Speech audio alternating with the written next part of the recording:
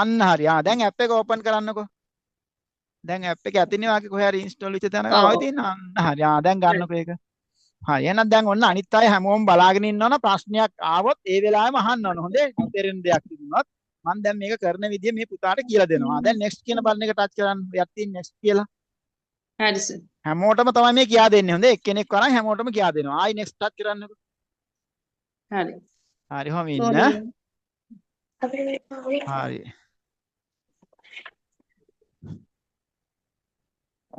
හරි. දැන් ඔන්න ඔක තමයි අපේ Max Speeder කියන ඇප් එක. මේකෙන් තමයි අපි මේ වැඩේ කරන්නේ. මේ ඇප් එක පුතේ මගේ මම්ම තමයි හැදුවේ. හරි. දැන් මොකද මේ මගේ මේක මගේ ඇප් එක. එතකොට දැන් අපි මේකේ අපිට එකතු කිරීම අඩු කිරීම පුතාලා 4 දෙනාටම කියන්නේ හොඳේ අම්මලටත් එක්ක අඩු කිරීම ගුණ කිරීම බෙදීම මේ හැම දෙයක්ම ට්‍රේනින් කරන්න පුළුවන් චක්‍ර ටික තියෙනවා 22 වරක් දක්වා සංඛ්‍යා සුළු කිරීමේ සරල ක්‍රම ගොඩාක් දේවල් මේකේ තියෙනවා. හරිද? හැබැයි අපි එකක්වත් කරන්නේ අපි මුලින්ම කරන්නේ ඇඩිෂන් සෙක්ෂන් එකේ ගේම් එක ප්ලේ කරන එක. ප්ලස් මාක් එක ටච් කරලා ඇඩිෂන් සෙක්ෂන් එකේ උපරිමයටම යන්න ඕන. ඒක යන්න පුළුවන් උපරිමයටම ගිහිල්ලා එතනින් තමයි අපි ඊට පස්සේ අනිත් ඒවාට එන්නේ. හරි. ඇයි එහෙම වෙන්නේ? ඒකටත් හේතුවක් කියන්නම්කෝ. පුතේ ඔය ಗುಣ ඇඩිෂන් වලින් තමයි පුතේ අඩු කිරීම හැදෙන්නේ.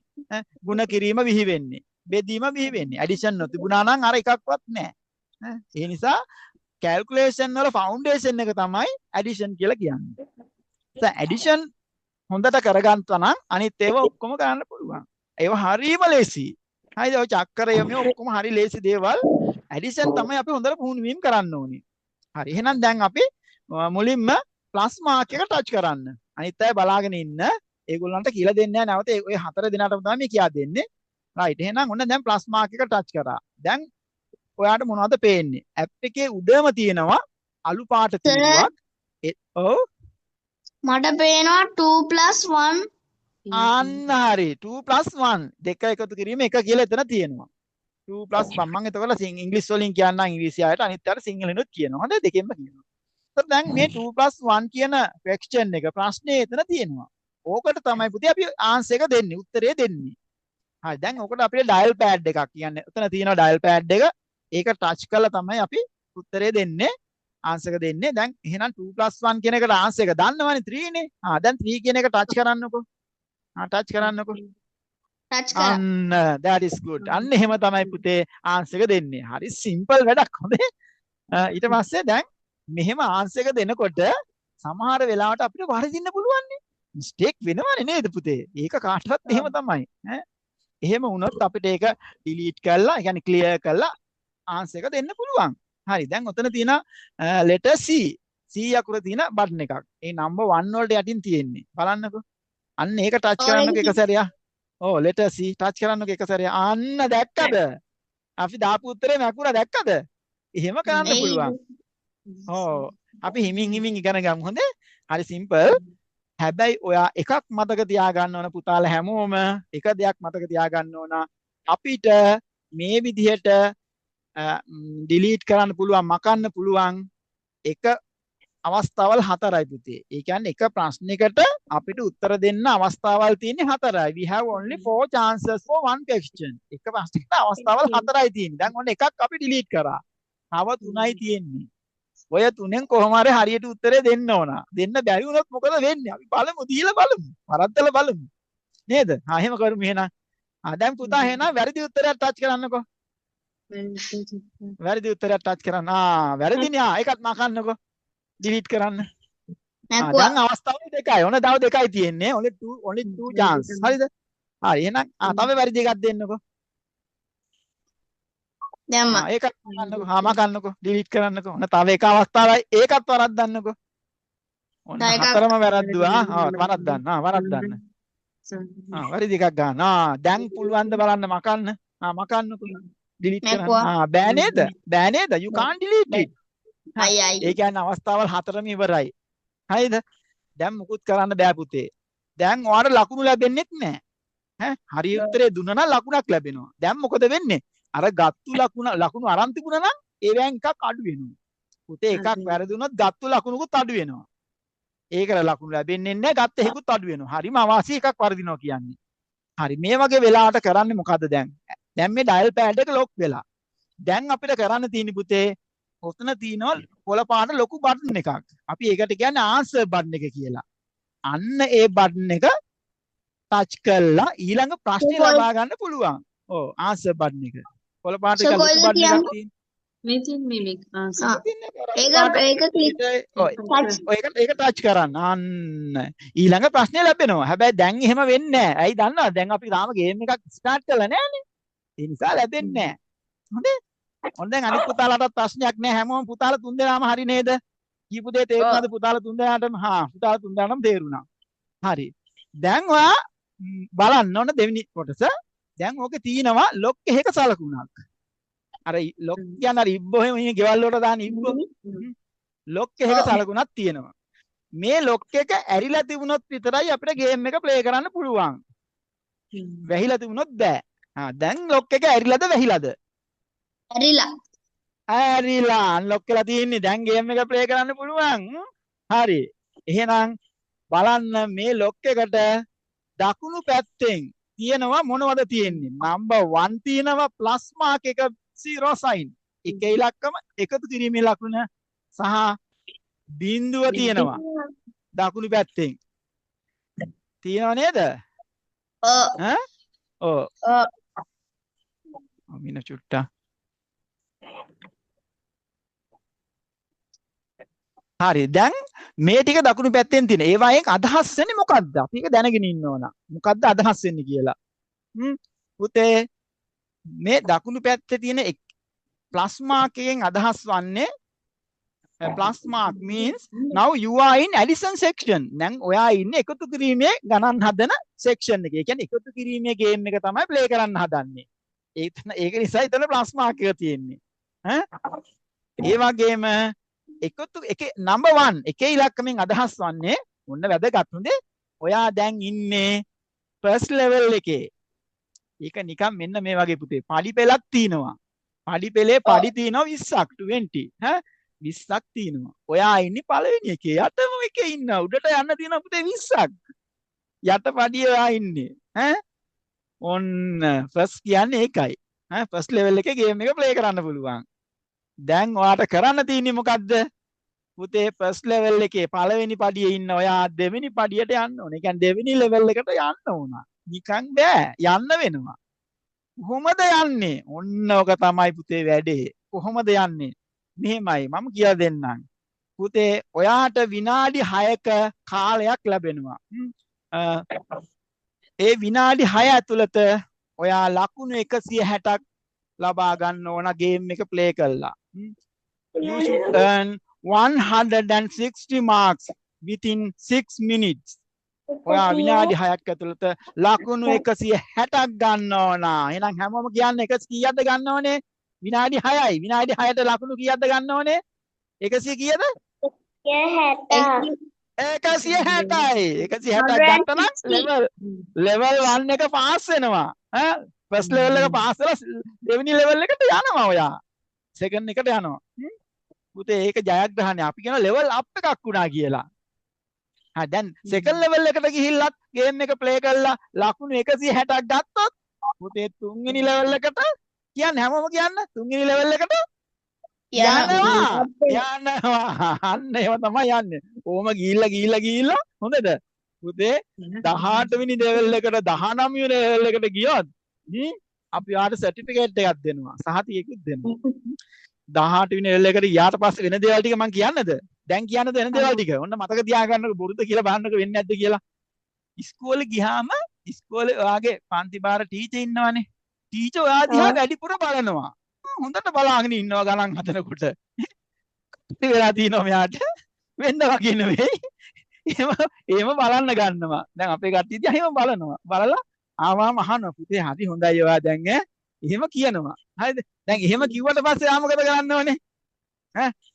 ගෙදර ආපු හැටියෙම මට මැසේජ් එකක් දාන්න ඕන. සර් මට ටීචර් කිව්වා මෙහෙම කියලා දාන්න ඕන. දානවද මැසේජ් එකක්? ඔව් ඔන්න හැමෝම දාන්න. මම බලාගෙන ඉන්න ටීචර් කියා. හැබැයි ඕගොල්ලෝ සද්ද නැතුව ඉන්න ටීචර් මේ මුකුත් කියන්න ඕනේ නැහැ. ටීචර් නැත්නම් අපි මුකුත් කියන්න ඕනේ නෑ. ටීචර් ඔයාට කිව්වට පස්සේ මට කිව්වා. එහෙනම් ඔන්න ඔයාගේ සාර්ථකත්වය එතනින් ඔප්පු වෙනවා. ඔයා දැන් බ්‍රේන් පවර් එක වැඩි වෙලා කියලා ඔප්පු වෙනවා. හරි. එහෙනම් දැන් ඔයා ලකුණු ගන්නවනේ දැන් ෆස්ට් ලෙවල් එකේ ප්ලේ කරලා. ලකුණු ගන්නකොට ඒ ලකුණු කොහෙද වැටෙන්නේ? ඔයා දැනගන්න ඉපේ. හරි. මං ඔයාට කිව්වනේ පුතේ ලොක් එක තියෙන තීරුවේ එකේ ඉලක්කමයි එකතු කිරීමේ ඉලක්කමයි බිඳුවයි තියෙනවා කියලා. ඔන්න ඔය බිඳුව තියෙන තැන තමයි පුතේ ඔයාගේ ස්කෝර් එක ඩිස්ප්ලේ වෙන්නේ. ඔයාගේ ලකුණු වැටෙන්නේ. එතනත් වෙන්න ඕන 160ක්. ඊට වැඩි ගාණක්. තිබුණොත් ඔන්න පාස්. සතුටුයි. ඉතින් සතුටුයි. අපේ අය ලෙවල් එක පාස් වෙලා පුදුම සතුටුයි පුතේ. ඉනා වෙනවා උඩ පහිනවා. හරිම සතුටුයි. ඉතින් මේක ජයග්‍රහණයක් පුතේ. ජයග්‍රහණ නිකන් ලබා ගන්න බෑ. මහන්සි වෙන්න ඕන. හරිද? ජයග්‍රහණ නිකන් ලැබෙන්නේ නෑ. මහන්සි වුණොත් තමයි ලැබෙන්නේ. ඉතින් සමහර ජයග්‍රහණ තියෙනවා පුතේ පොඩ්ඩක් මහන්සි වෙන්න ඕන. හිමින් චුට්ටක් මහන්සි වෙලා බෑ. ගොඩක් මහන්සි වුණාම ජයග්‍රහණේ ඔන්න ලොකු ජයග්‍රහණයක් කියලා අපි කියනවා. හරිද? හරි. දැන් ලොකු ජයග්‍රහණ කියන්නේ මොකද්ද පුතේ? ගොඩක් මහන්සි වෙලා ගන්න ජයග්‍රහණ. හරිද? ඒවා සතුට වැඩි. ඇයි මහන්සිය වැඩිනේ? ඒ නිසා දැන් මහන්සි වෙලා ජයග්‍රහණයක් ලබා ගන්න ආවොත් අපි අතහරිනවද වැඩේ? බෑ මට බෑ ගොඩක් මහන්සි වෙන්න ඕන. බෑ ගොඩක් මහන්සි වෙලා ගන්න ජයග්‍රහණ තමයි පුතේ වටින්නේ. ඇයි වටින්නේ? මට කියන්නේ ඇයි වටින්නේ? සතුට කියන්න. සතුට අඩුද වැඩිද? වැඩි. සතුට වැඩි. ඇයි මහන්සි වැඩි නේද? ගොඩක් මහන්සි වුණා සතුට වැඩි. එහෙනම් එහෙම ඒවා එනවා හොඳද? ඔන්න එහෙම ජයග්‍රහණ එනවා මේකේ. හොඳ? හරි. හරි එහෙනම් දැන් ඔන්න මම කියා දෙන්න. අන්න ඒ ටිකක් ඉවරයි. හොඳේ? දැන් ඒ බිඳුවට උඩින් තව බිඳුවක් තියෙනව නේද? 0.0 කියලා තියෙනව නේද පුතේ? තියෙනවා. හැමෝම බලන්නකෝ. අම්මලත් බලාගෙන ඉන්න, දෙමාපියොත් හැමෝම බලාගෙන ඉන්න. පුතේ මෙන්න මෙතනත් හරිම වැදගත්. 0 1යි කියන්නේ. එතන තියෙන 1. එතන තියෙනවා පුතේ මෙහෙමයි. ඔයා මේ ගේම් එක ප්ලේ කරන වාරයක් පාසා ඔයාට star points add වෙනවා, එකතු වෙනවා. Every time you play this game you can collect star points. ඔයාට star points එකතු කරගන්න පුළුවන්. හරිද? මෙහෙම star point එකතු කරගෙන points 5000ක් එකතු කරගන්න ඕන ඔයා. කොච්චරද එකතු කරගන්න ඕනේ? 10ක්. 5000ක්. අත ඇඟිලි වලින් පෙන්නන්න 5000යි කියන්නේ එක ඇඟිල්ලකින් 1000යි. අන්න හරි. අන්න බලන්න. ඇඟිලි 5යි 5000යි. පොයින්ට් 5000ක් එකතු කරගෙන 5000ක් එකතු කරගෙන එකතු කිරීමේ 10 වෙනි ලෙවල් එක. අත් දෙකේම ඇඟිලි වලින් පෙන්නන්න 10. එකතු කිරීමේ 10 වෙනි ලෙවල් එක සමත් වෙන්න ඕන. අත් දෙකේම ඇඟිලි. මෙන්න මේ දෙකම සිදු වුණාම after collecting 5000 star points and pass 10 plus level you become a 1 star member. ඒ දෙකම සම්පූර්ණ වුණාම පුතේ ඔයා 1 star member කෙනෙක් බවට පත් වෙනවා. ඔන්න පුතේ 1 star member. ඒ කියන්නේ මොකද්ද? 1 star member. 1 star member කියන්නේ පුතේ ඔයාගේ නමට ඉස්සරහෙන් වැටෙන ගෞරව නාමයක්. ගේම් එක ප්ලේ කරනකොට ඇප් එකෙන් කියනවා ඔයාට 1 star member රුනිති. අන්න එහෙම කියනවා. 1 star member කිත්මා. 1 star member දිනුලි. 1 star member අනිත් එක නා කවුද මේ රසික නේද? රමිත. රමිත 1 star member රමිත එහෙම කියනවා පුතේ ඇප් එකෙන්. දැන් නම් නිකම්ම රමිත කියලා කියන්නේ. ඇප් එක ඕපන් කරනකොට hi friends රමිත එහෙම කියනවා. හැබැයි 1 star member වුණාම එහෙමද? 1 star member රමිත එහෙමයි කියන්නේ. හරිද? එහෙම අහන්න ආසද? ආසයිද? අන්න හරි. එහෙනම් 1 star member වෙන්න ඕන. හොඳේ මාත් ආසයි පුතේ ඔයගොල්ලෝ එහෙම අහනවට. හරි ඊට පස්සේ දැන් ඔන්න එහෙනම් 10 වෙනි ලෙවල් එක පාස් කරන්නත් ඕන. හොඳේ ටිකක් අමාරු වැඩක් හොඳද? හැබැයි ඉතින් අමාරු වුණාට හරිම විනෝද ජනකයි.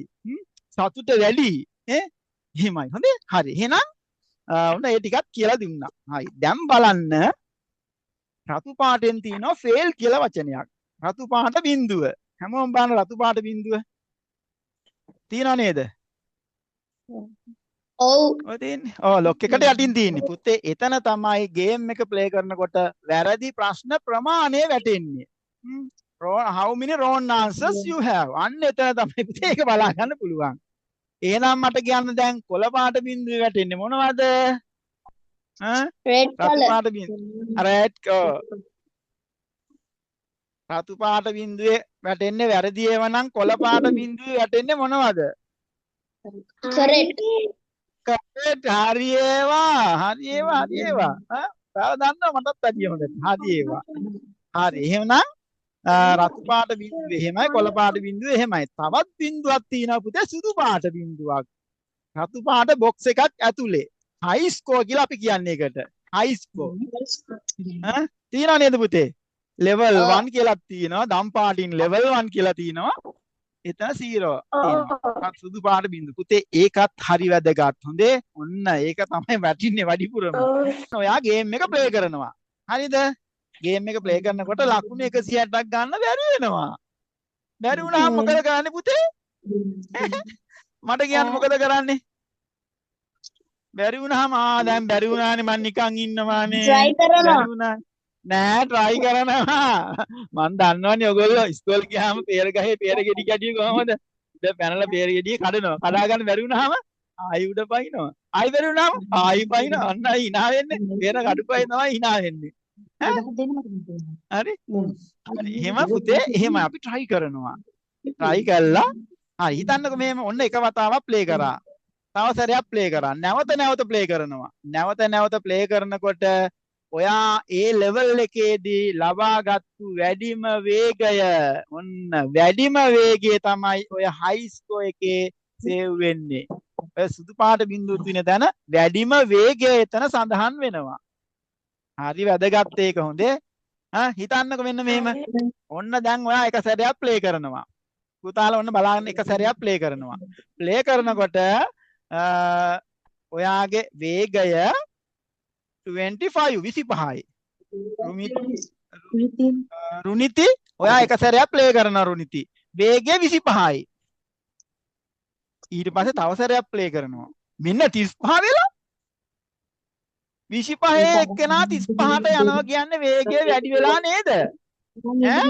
රුනිති මට කියන්න වේගය වැඩි වෙලා නේද? වේගය වැඩි වෙලා. පුතේ වේගය වැඩි වෙලා කියලා කියන්නේ ජයග්‍රහණයක් නේද? කියන්න ජයග්‍රහණයක් නේද? වේගය වැඩි වෙලා කියන්නේ ජයග්‍රහණයක්. පුතේ අපි මේ ගේම් එක ප්ලේ කරන්නේ ජයග්‍රහණයක් බලාපොරොත්තු වෙමින්. නිකම්ම ප්ලේ කරන්නේ නැහැ. පළවෙනි වතාවට ප්ලේ කරනකොට ජයග්‍රහණයක් ගන්න බෑ. ඇයි? බිඳුව තියෙන්නේ. හැබැයි දෙවෙනි වතාවේ ඉඳලා ගේම් එක ප්ලේ කරනකොට ජයග්‍රහණයක් බලාපොරොත්තුෙන් අපේක්ෂාවෙන් තමයි මේ ගේම් එක ප්ලේ කරන්න ඕනේ. ඔන්න හොඳට මතක තියාගන්න. නිකම් ප්ලේ කරන්නේ නැහැ. බලනවා හයි ස්කෝර් එකේ මොකද්ද තියෙන්නේ කියලා. එතන තියෙන අගේට වඩා පොඩ්ඩක් හරි වැඩි කරගත්තොත් පුතේ ඒකට අපි කියනවා වින් එකක් ජයග්‍රහණයක් කියලා. පැහැදිලිද දැන් ජයග්‍රහණයක් ගන්න විදිය? පුතාලා හතර දෙනාටම පැහැදිලිද? ජයග්‍රහණයක් ගන්න විදිය පැහැදිලිද? අපි ගේම් එකේ ප්ලේ කරන්නේ ජයග්‍රහණයක් බලාපොරොත්තු වෙමින්. හැබැයි පළවෙනි වතාවට ප්ලේ කරනකොට පුතේ ජයග්‍රහණයක් නැහැ. නිකම්ම ප්ලේ කරනවා. බිඳුනේ තියෙන්නේ. රයිට්. එහෙනම් ඔන්න ඒ ටිකත් කියලා ඉවරයි. රයිට්. ඔන්න පුතේ ඊළඟ අවස්ථාවට එනවා. හොඳට අහගන්න. මැසේජ් බොක්ස් එක. මේකේ තියෙනවා මැසේජ් බොක්ස් එකක්. ඒක තියෙන්නේ ඩයල් පෑඩ් එකට යටින්. දැන් තියෙන්නේ දම් පාට බොක්ස් එකක් ඇතුලේ කහ පාටින් මැසේජ් එක ලියලා.